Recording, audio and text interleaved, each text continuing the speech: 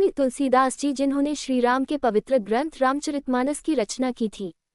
वाल्मीकि रामायण के बाद कई रामायण लिखी गई, लेकिन उसमें से महर्षि तुलसीदास जी की रामकथा सर्वप्रसिद्ध हुई। ऐसे में बहुत से भक्तगण तुलसीदास का जन्म और मृत्यु कब हुई? कलियुग में जन्मे गोस्वामी तुलसीदास जी का सनातन धर्म में अतुलनीय स्थान है, जिन्हें त्रेतायुग के महर्षि वाल्मीकि का ही एक रूप माना जाता है। गोस्वामी तुलसीदास जी ने हिंदू धर्म के सर्वप्रसिद्ध व प्रेरणादायक ग्रंथ वाल्मीकि रचित रामायण का अवधी भाषा में विस्तृत अनुवाद किया था, जिसे आज हम रामचरितमानस के नाम से जानते हैं। उनके द्वारा रचित रामचरितमानस रामायण का ही एक विस्तृत रूप है। इसमें उन्होंने हर घटना का विस्तारपूर्वक वर्णन किया व साथ ही कई और घटनाओं को भी जोड़ा। तुलसीदास जी का जन्म भारतवर्ष के ऐसे कालखंड में हुआ था जब हमारा देश मुगल आक्रांताओं के अधीन था और उनके बर्बर अत्याचार सह रहा था। तुलसीदास जी का भी कई बार मुगल आक्रांता अकबर के साथ सामना हुआ था, जिसमें उनकी रक्षा करने स्वयं हनुमान जी आए थे। तुलसीदास जी भारतीय इतिहास व हिंदू धर्म में प्रमुख स्थान रखते हैं, किंतु उनकी जन्मतिथि व जन्म स्थान को लेकर अलग अलग मान्यताएं हैं। किसी पर भी पूर्णतया विश्वास नहीं किया जा सकता है, क्योंकि किसी के पास भी इसके ठोस प्रमाण नहीं पाए जाते हैं। सभी मतों के अनुसार उनका जन्म 14वीं से 15वीं शताब्दी के बीच ही बताया गया है। सबसे ज्यादा माने जाने वाले मत के अनुसार तुलसीदास जी का जन्म अंग्रेजी कैलेंडर के अनुसार 1532 ईस्वी में व हिंदू कैलेंडर के अनुसार श्रावण मास के शुक्ल पक्ष सप्तमी को संवत 1589 में हुआ था। अन्य मतों के अनुसार उनका जन्म अंग्रेजी कैलेंडर के अनुसार सन 1497 1511 ईस्वी भी बताए जाते हैं। इनके जन्मवर्ष के अनुसार ही जन्मस्थान को लेकर भी स्थिति अस्पष्ट है। कई मान्यताओं के अनुसार इनका जन्म उत्तर प्रदेश के विभिन्न स्थानों पर बताया गया है, जैसे कि राजापुर, सोरो शुक क्षेत्र, गोंडा, कासगंज इत्यादि। हालांकि उत्तर प्रदेश सरकार की ओर से तुलसीदास जी का जन्म स्थान सोरो क्षेत्र को ही निर्धारित किया जा चुका है। कहते हैं कि त्रेतायुग में जब महर्षि वाल्मीकि जी ने रामायण लिखी थी, तब वे इसे दिखाने कैलाश पर्वत पर शिवजी के पास जा रहे थे। बीच रास्ते में उन्हें हनुमान जी मिले थे। वहां उन्होंने देखा कि हनुमान जी ने पहले से ही और उनसे उत्कृष्ट हनुमद रामायण को हिमालय के पत्थरों पर अपने नाखूनों से लिख दिया था। ये देखकर वाल्मीकि जी थोड़े हताश हो गए थे। वाल्मीकि जी का उदासी भरा चेहरा देखकर हनुमान जी ने वह रामायण लिखा पहाड़ उठाकर समुद्र में डुबो दिया था। हनुमान जी के इस बलिदान से वाल्मीकि जी बहुत प्रभावित हुए। उन्होंने उसी समय हनुमान जी को वचन दिया कि भविष्य में वे फिर से जन्म लेंगे और उस जन्म में वे रामायण को इससे भी बेहतर और विस्तृत रूप से लिखेंगे, जिसमें हनुमान के योगदान को और सही से दर्शाया जाएगा। कलियुग में जब तुलसीदास जी का जन्म हुआ और उन्होंने वाल्मीकि लिखित रामायण को रामचरितमानस के रूप में एक विस्तृत रूप दिया और हनुमान चालीसा भी लिखी, तो उन्हें ही वाल्मीकि जी का पुनर्जन्म माना गया। इनका जन्म एक ब्राह्मण परिवार में हुआ था। हालांकि कुछ भिन्न मान्यताओं के अनुसार इनका जन्म अलग कुल में होना भी माना जाता है। चून की प्रसिद्ध मान्यता के अनुसार इनका जन्म एक ब्राह्मण परिवार में होना ही माना गया है। इस कारण इन्हें अपना जीवनयापन भिक्षा मानकर ही करना पड़ता था। बचपन में ही माता पिता के देहांत हो जाने के कारण इनका जीवन कष्ट में बीता। जब वे 5 वर्ष के हुए तो उनका पालन पोषण करने वाली दासी चुनिया का भी देहांत हो गया था। इसके बाद वे पूरी तरह से अनाथ हो चुके थे। ऐसे में तुलसीदास जी के पिता का नाम क्या था, उनकी माता कौन थी, तुलसीदास का विवाह कब हुआ और किससे हुआ था, इसके बारे में जान लेना उचित रहेगा। दरअसल तुलसीदास जी के शुरुआती जीवन से ही उनका संघर्ष शुरू हो गया था। आइए उसके बारे में जान लेते हैं। इनके माता पिता का उल्लेख भी अलग अलग काव्यों के आधार पर मिलता है। तुलसीदास जी के पिता का नाम आत्माराम दुबे व माता का नाम हुलसी था। तुलसीदास जी के जन्म के कुछ दिनों में ही उनकी मां का देहांत हो गया था। उनके पिता ने तुलसीदास जी को चुनिया नाम की एक दासी को सौंप दिया था व स्वयं वैराग्य ले लिया था। इसलिए उनका लालन पालन चुनिया के द्वारा ही किया गया था। माना जाता है कि तुलसीदास जी अपनी मां के गर्भ में 12 महीनों तक रहे थे। जन्म के समय वे एकदम हष्ट-पुष्ट शिशु थे, जिसके सभी दांत भी निकल आए थे। एक और प्रबल मान्यता के अनुसार जन्म के समय तुलसीदास जी रोए नहीं थे व उनके मुंह से पहला शब्द राम निकला था। इसके बाद तुलसीदास के बचपन का नाम रामबोला पड़ गया था। इसके बाद उन्हें वैष्णव संप्रदाय के गुरु नरहरिदास ने अपने गुरुकुल में स्थान दिया व उनका नाम तुलसीदास रखा। उन्होंने ही तुलसीदास जी को शिक्षा देना प्रारंभ किया।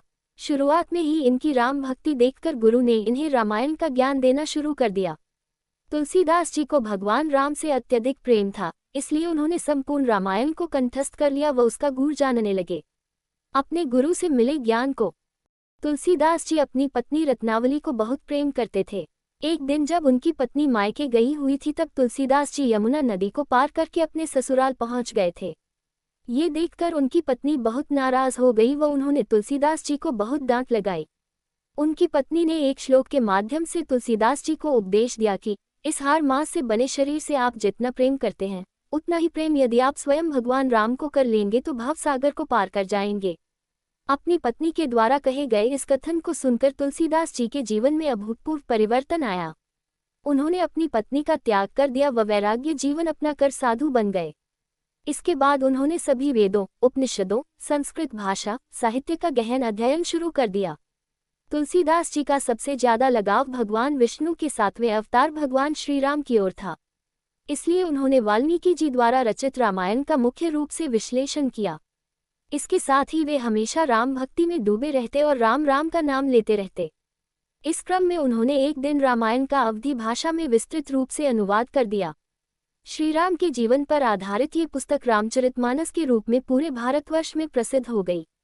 स्वयं गोस्वामी तुलसीदास जी गंगा किनारे रामचरितमानस का पाठ राम भक्तों को प्रतिदिन सुनाया करते थे। जिस समय चक्र में तुलसीदास जी ने श्रीराम के पवित्र ग्रंथ रामचरितमानस की रचना की थी, उस समय भारत भूमि पर मुगलों के भीषण अत्याचार हो रहे थे। मुस्लिम आक्रांता अकबर ने चारों ओर हिंदुओं का नरसंहार किया हुआ था, मंदिर तोड़े जा रहे थे और धर्म परिवर्तन का काम जोरों से हो रहा था। ऐसे में तुलसीदास जी के जन्म से ही शुरू हुआ संघर्ष अभी भी जारी था। हालांकि अब उनकी सहायता करने स्वयं भक्त हनुमान जी आ चुके थे। वो कहते हैं ना कि यदि आप श्री राम जी का काम कर रहे हो और उसमें कोई दुविधा आ जाए तो भक्त हनुमान जी दौड़े दौड़े चले आते हैं। तो इन्हीं भक्त हनुमान जी ने तुलसीदास जी का जीवन सार्थक कर दिया और श्री राम जी से मिलाकर उनका उद्धार भी करवा दिया। उस समय भारतवर्ष पर मुगलों का आधिपत्य था व हिंदुओं पर बर्बर अत्याचार हो रहे थे। मुगल आक्रांता अकबर के विरुद्ध आवाज उठाने वालों में एक तुलसीदास जी भी थे। जब अकबर ने गोस्वामी जी की प्रसिद्धि को दूर दूर फैलते हुए पाया तो उसने अपनी सेना को तुलसीदास जी को बंदी बनाने का आदेश दे दिया।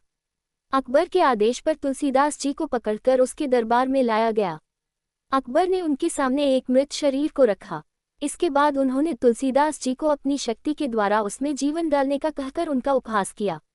तुलसीदास जी ने अकबर के सामने घुटने टेकने से मना कर दिया और कहा कि ये सब मिथ्या है तथा वे केवल प्रभु राम जी को ही अपना भगवान व राजा मानते हैं।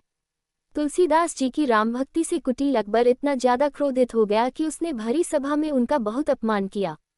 इसके साथ ही उसने अपने सैनिकों को आदेश दिया कि तुलसीदास जी को फतेहपुर सिकरी के कारावास में बंदी बनाकर डाल दिया जाए। इसके बाद अकबर के सैनिक तुलसीदास जी को वहां से ले गए और फतेहपुर सिकरी के कारावास में बंद कर दिया। जब तुलसीदास जी फतेहपुर सिकरी के कारावास में बंद थे तब भी उन्होंने रामजी व हनुमान जी भक्ति नहीं छोड़ी थी। यहीं रहकर उन्होंने हनुमान चालीसा की रचना कर दी थी। इसके बाद उन्होंने अपनी लिखी हनुमान जी चालीसा का निरंतर 40 दिनों तक पाठ किया था। अंतिम दिन आश्चर्यजनक रूप से फतेहपुर सिकरी को असंख्य बंदरों की भीड़ ने चारों ओर से घेर लिया। बंदर नगर के हर घर में घुस गए व सभी सामान को इधर उधर फेंकने लगे। उन्होंने कारावास पर भी भीषण आक्रमण कर दिया। ये देखकर अकबर की सेना में आतंक फैल गया और उन्होंने तुरंत तुलसीदास जी को स्वतंत्र कर दिया। बंदरों के आक्रमण से दुष्ट अकबर की सेना में इतना ज्यादा आतंक फैल गया था कि वे उस नगर को हमेशा के लिए छोड़कर चले गए थे। इसके बाद तुलसीदास जी वाराणसी जाकर रहने लगे व वहां के घाट पर प्रतिदिन रामचरितमानस की कथा का पाठ करने लगे। दिन भर लोगों की भीड़ उनका पाठ सुनने आती, किंतु एक वृद्ध व कुष्ठ रोगी प्रतिदिन सबसे पहले आता व अंत में जाता। कुछ दिन तुलसीदास जी ने उस पर इतना ध्यान नहीं दिया, किंतु अंत में वे उस वृद्ध व्यक्ति को पहचान गए। एक दिन जब सब भक्त उनका पाठ सुनकर चले गए थे तब भी वह वृद्ध व्यक्ति वहां बैठा था। तुलसीदास जी उनके निकट गए व चरणों में गिर पड़े। उन्होंने उस व्यक्ति से अपने वास्तविक रूप में आने को कहा। वह मनुष्य कोई और नहीं अपितु स्वयं हनुमान जी थे। ये देखकर तुलसीदास जी ने पहली बार हनुमान जी के सामने हनुमान जी चालीसा का पाठ किया। जब तुलसीदास जी हनुमान जी से मिले थे तब उन्होंने उनके सामने श्रीराम से मिलने की इच्छा व्यक्त की थी। हनुमान जी ने उन्हें इसके लिए चित्रकूट जाने को कहा। इसके बाद तुलसीदास जी चित्रकूट के रामघाट जाकर रहने लगे। एक दिन वे कामदगिरी पर्वत की परिक्रमा कर रहे थे, तभी उन्हें दो मनुष्य, एक सांवला और एक गौर वर्ण का, घोड़े पर जाते हुए दिखे। तुलसीदास जी ने उन्हें अनदेखा कर दिया। बाद में हनुमान जी ने उन्हें बताया कि वे दोनों श्री राम और लक्ष्मण थे। ये सुनकर तुलसीदास जी को बहुत दुख हुआ। ये देखकर हनुमान ने उन्हें अगली सुबह फिर से श्री राम के दर्शन होने को कहा। अगली सुबह तुलसीदास जी चंदन घिस रहे थे, तभी श्रीराम उनके पास एक बच्चे के रूप में आए, किंतु इस बार तुलसीदास जी ने उन्हें पहचान लिया था। वह बच्चा उनसे चंदन का लेप मांग रहा था, लेकिन तुलसीदास जी उन्हें देखकर जड़ से हो गए थे। ये देखकर श्रीराम के रूप उस बच्चे ने अपने हाथों से उस चंदन को लिया। फिर उस चंदन को उसने अपने माथे पर और फिर तुलसीदास जी के माथे पर लगाया और वहां से चले गए। इसके बाद तुलसीदास जी पुनः वाराणसी आ गए। यह उनके जीवन के अंतिम दिन थे। मृत्यु से पहले उन्होंने उसी जगह पर एक हनुमान मंदिर का निर्माण करवाया जहां उनकी हनुमान जी से भेंट हुई थी। उस मंदिर को आज वहां संकटमोचन हनुमान जी मंदिर के नाम से जाना जाता है, जो देश विदेश में अत्यधिक प्रसिद्ध है। मंदिर निर्माण के पश्चात उन्होंने उसी तुलसी घाट पर समाधि ले ली और अपने प्राण त्याग दिए। उनकी मृत्यु के वर्ष को लेकर सभी एकमत है, जो सन 1623 ईस्वी संवत 1680 मानी गई है। आज उस घाट को तुलसी घाट के नाम से भी जाना जाता है। इस घाट पर हर वर्ष करोड़ों की संख्या में श्रद्धालु हनुमान जी व तुलसीदास जी से आशीर्वाद लेने आते हैं। गोस्वामी तुलसीदास जी ने अपने जीवन काल में हिंदू धर्म के दो सबसे मुख्य ग्रंथों की रचना की, जो है रामचरितमानस व हनुमान जी चालीसा। इसके अलावा भी तुलसीदास जी के द्वारा कई रचनाएं की गई, जो इस प्रकार हैं: दोहावली, विनय पत्रिका, कवितावली, वैराग्य संदीपनी, जानकी मंगल, पार्वती मंगल, साहित्य रत्न या रत्न रामायण, कृष्ण गीतावली या कृष्णावली, रामलला नहछू, बरवै रामायण, रामाज्ञा प्रश्न, संकटमोचन हनुमानाष्टक, हनुमान बाहुक, तुलसी सत्सई इत्यादि। इस तरह से तुलसीदास जी ने एक नहीं बल्कि कई रचनाएं लिखी हैं। उनकी सबसे प्रसिद्ध रचना रामचरितमानस व हनुमान जी चालीसा है।